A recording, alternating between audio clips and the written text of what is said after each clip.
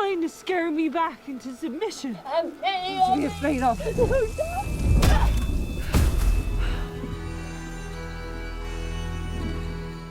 The story begins in a horrifying battlefield drenched in chaos and death. A lifeless body lies collapsed on the ground beside a discarded soldier's helmet, while distant screams of wounded and dying men echo through the smoke-filled air. In the middle of this nightmare, a single figure stands out sharply, a man soaked in blood, gripping a sword tightly in his hand, frozen in the aftermath of violence. From this brutal opening, the scene shifts abruptly to a peaceful church, creating a disturbing contrast. Inside the church, a priest delivers a sermon to a small congregation. Among them sits Anna, listening carefully, her attention fixed on every word. Beside her is Mayday, her close friend and constant companion, who stays quietly by her side. When the sermon ends, both women walk forward to receive communion. The priest offers Anna a blessing and prays for her husband's safe return from the war. May God protect you and your husbands in battle. After leaving the altar, Mayday approaches a young pregnant woman named May and congratulates her gently, acknowledging the new life growing inside her. Once the brief moment passes, she quietly returns to Anna. However, Anna soon discovers something troubling. Mayday has secretly stolen a gold bracelet from May. When confronted in thought, Anna justifies it to herself, believing May has more than enough and convincing herself that God would forgive such a small wrongdoing in desperate times. She has plenty. We have nothing. As they walk home, Anna suddenly hears the sound of a horse approaching from behind. She turns and briefly sees a knight riding past them. Mayday, however, sees nothing at all. Unsure of what she witnessed, Anna chooses not to mention it and keeps the strange sight to herself. Later that day, the two women arrive at a small, isolated shack on the outskirts of town. Since their husbands left for war, they have had no one else but each other. Anna spends her days tending a small garden, holding on to hope that God will reward her patience with a good harvest. At one point, she washes a blood-stained cloth, a symbolic act that reflects her desire for fertility in life. As the cold evening sets in, she returns inside for shelter. That night, during dinner, tragedy strikes in a small but painful way. Mayday cracks a tooth while eating soup, and the pain becomes unbearable. Seeing her suffering, Anna quietly takes the bowl and chews the food herself before giving it back, making it easier for her friend to eat. Later that night, while Mayday sleeps, Anna wakes up and consumes whatever remains in the soup pot before falling into an exhausted sleep.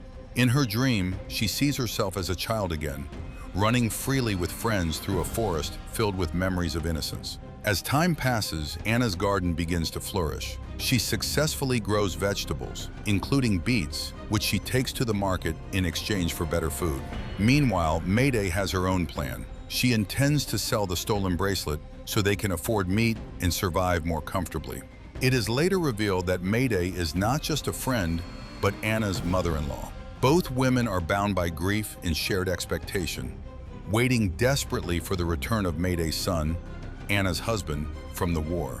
Anna often imagines him returning home from the woods, walking back into her life as if nothing had changed. But these comforting visions are fragile, and at times they break into disturbing nightmares, where her husband appears unstable and unrecognizable. Eventually, Mayday returns with supplies, potatoes, carrots, and an onion that excites Anna more than anything else, as she hopes to plant it in her garden.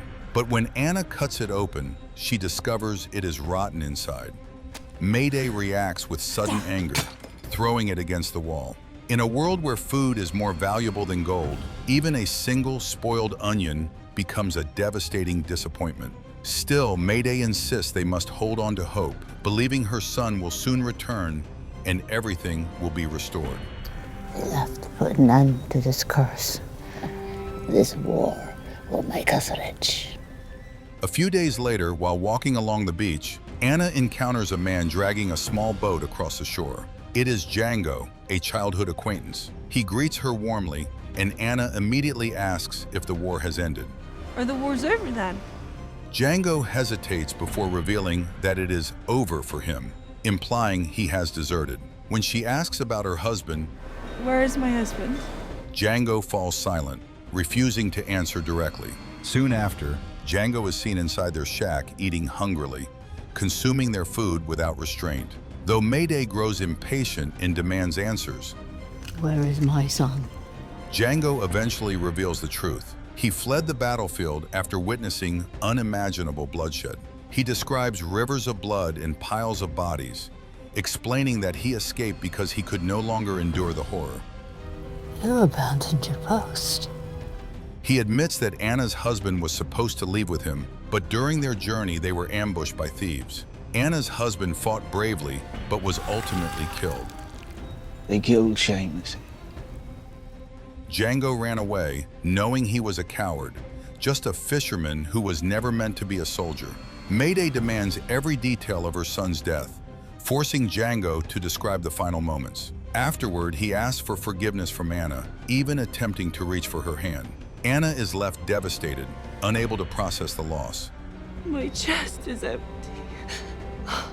From that point forward, grief consumes her. She relives memories of her husband, imagining him comforting her as she breaks down in tears. Meanwhile, Django continues living nearby, seemingly unaffected, surviving on fishing and simple living. However, strange, dark sightings of a knight in armor continue to appear in the distance, adding an unsettling presence to the world around them. Mayday, unable to accept reality, begins to deteriorate mentally. She refuses to believe her son is truly gone and instead clings to denial, imagining a future that will never come. My son is not coming back. Anna, however, slowly begins to realize the truth, even as emotional and psychological pressure builds around her.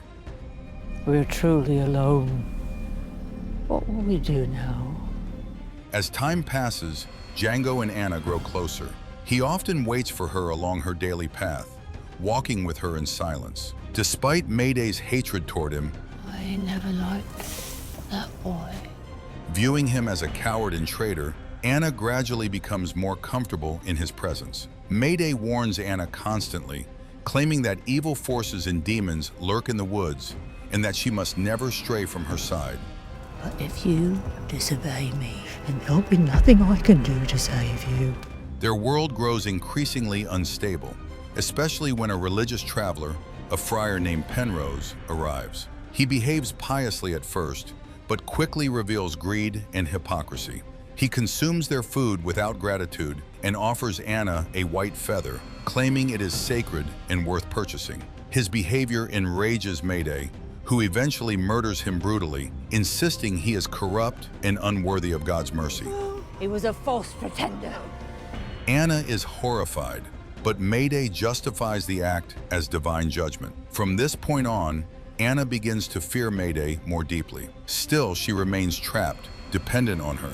Together, they dispose of the body and continue surviving through morally questionable actions, including robbing travelers who pass through the area. Mayday insists these men are evil and deserving of punishment. He was false. I do not know if we did the right thing. While Anna grows increasingly conflicted, especially after discovering a stolen toy belonging to a child among their victims. What's this?